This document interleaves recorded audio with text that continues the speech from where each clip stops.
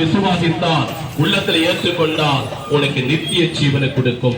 என இயேசு சொன்னார், நானே வழியும் சத்தியமும் ஜீவனமா இருக்கிறேன், என்னாலே அல்லாமல் ஒருவனை பிதாத்து வருகிறான் என்று. இந்த இயேசுவை நீ பாவத்துக்கு மனம் திரும்பி ஏற்றுக்கொண்டா உனக்கு பாவ மன்னிப்பு அவர் தருவார். என பாவங்களை மன்னிக்க இயேசு கிறிஸ்து ஒருவருக்கு மட்டும்தான் அதிகாரம் இருக்கிறது. மனிதனுக்கு நித்திய ஜீவனை கொடுக்கும் இயேசு கிறிஸ்து ஒருவரால் மட்டும்தான் அதிகாரம் இருக்கிறது. வேதம் சொல்லுகிறது, வானத்திற்கு எங்கள் மனுஷனுக்குள்ளாக இயேசுவின் நாமம் அல்லாமல் வேற எந்த நாமமும் கொடுக்கப்படவில்லை. நாம் பாவ மன்னிப்பு பெறுவதற்கு இயேசுதான் ஒரு வழி.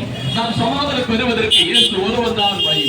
நாம் நித்திய ஜீவனத்தில் போவதற்கு இயேசு கிறிஸ்து ஒருவர் தான் வழியா இருக்கிறார். ஆகிய இயேசு கிறிஸ்து சொன்னார், வருத்தப்பட்டு பாடு சுமக்கங்களே நீங்கள் எல்லாரும் இடத்தில் வாருங்கள், நான் உங்களுக்கு இளைப்பாறுதல் தருகிறேன். இதே சுமத்தி பிஏ கர்த்தாவே இயேசு கிறிஸ்து உன் வாழ்க்கையில் இருக்கிற கண்ணீரை துடைப்பா. இயேசு கிறிஸ்து உன் வியாதியை சுகமாக்குவா. இயேசு கிறிஸ்து உன் பாவத்தை மன்னிப்பா. இயேசு கிறிஸ்து உன் கடன்களை தீர்ப்பா.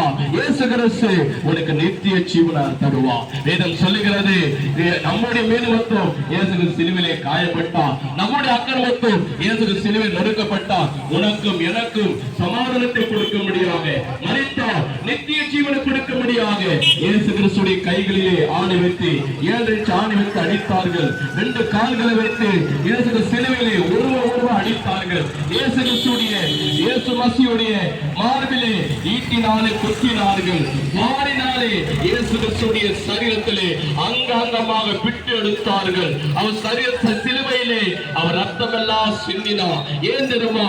நம்முடைய பாவங்களை மன்னிப்பதற்காக, உங்களுடைய அக்கிரமங்களை மன்னிப்பதற்காக, உங்களுடைய சாபங்களை நீப்பதற்காக இயேசு கிறிஸ்து தலையிலே ஆயிரக்கணக்கான முள்ளுகளை பின்னி தலையில வச்சு அழித்து சுத்தி எடுத்து அடித்தார்கள். அவர் முகம் முழுவதும் ரத்தமாய் வந்தது.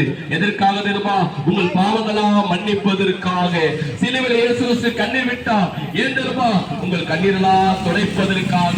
மனிதனுடைய பாவங்களுக்காக மரித்தவர் இயேசு கிறிஸ்து ஒருவர் தான். மனிதனுக்காக 3ஆம் நாள் உயிர்த்தெழுந்த தெய்வம் இன்றைக்கு இயேசு கிறிஸ்து ஒருவர் மட்டும்தான். இந்த உலகத்திலே எல்லாரும் மரித்தார்கள், ஆனா ஒருவர் உயிரோடு எழும்பவில்லை. எல்லாருடைய கல்லறை மூடி இருக்கிறது, ஆனா இயேசு கிறிஸ்து கல்லறை இன்றைக்கு பிறந்தே இருக்கிறது. இன்றைக்கு பிறந்திருக்கிறது. ஏன் தெரியுமா?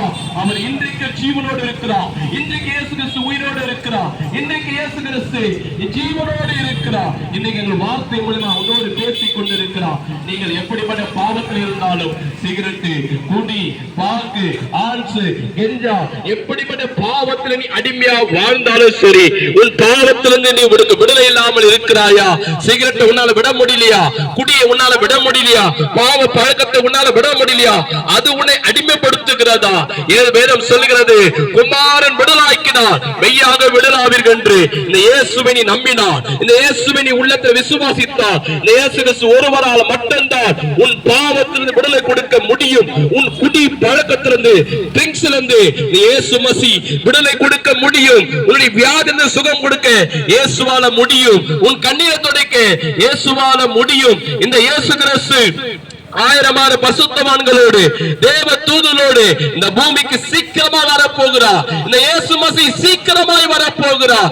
யாரெல்லாம் பாவத்திலிருந்து மனம் திரும்பி இந்த இயேசுவை நம்பி அவரை விசுவாசித்து பாவ பழக்கத்தை விட்டு அவருக்காக வாழ்கிறார்களோ, இயேசு கிறிஸ்து வருகையிலே, இயேசு கிறிஸ்து வருகையிலே அவர் சீக்கிரமா வரப்போகிறார். அவருடைய வருகையிலே உங்களுக்கு நித்திய ஜீவனை தருவார், அந்த மோட்சத்தை தருவார், அந்த சொர்க்கத்தை தருவார்.